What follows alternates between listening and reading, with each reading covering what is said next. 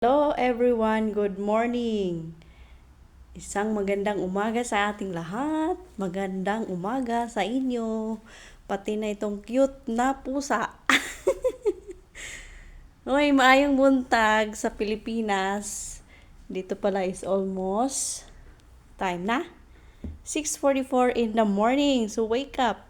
Itong pusa na to, ito yung kaibigan ko.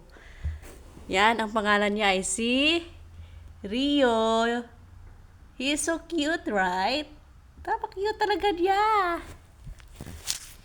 Yan. Mahilig lang talaga siya manood dyan sa labas kung anong mga birds. Agay!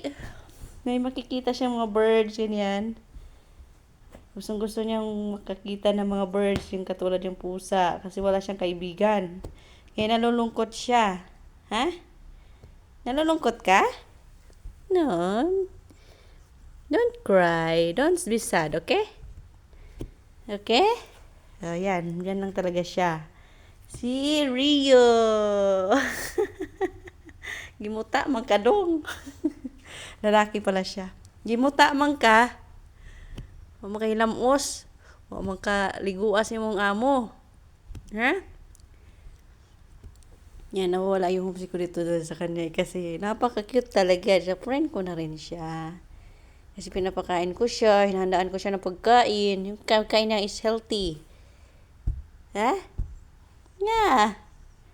It's almost 5 minutes. Pinapalabas ko siya 5 minutes. Then after that, wala na. Ito pala yung area, living room. Yan, nililinisan ko to. Yan. Hindi pa ako tapos dahil sa kanya. Kay si madam. Then this is the second living room. Napaka ano nga. Laki din. Ayan, yun ang second living room nila. Sala, tawag. This is abaya. Ayan, marami silang abaya. Ayan dito. Ayan, table. Ayan, dami. Laki din. Pero okay lang. Kaya naman. Pero, dito talaga ako na sa pusa na to kasi napaka-cute!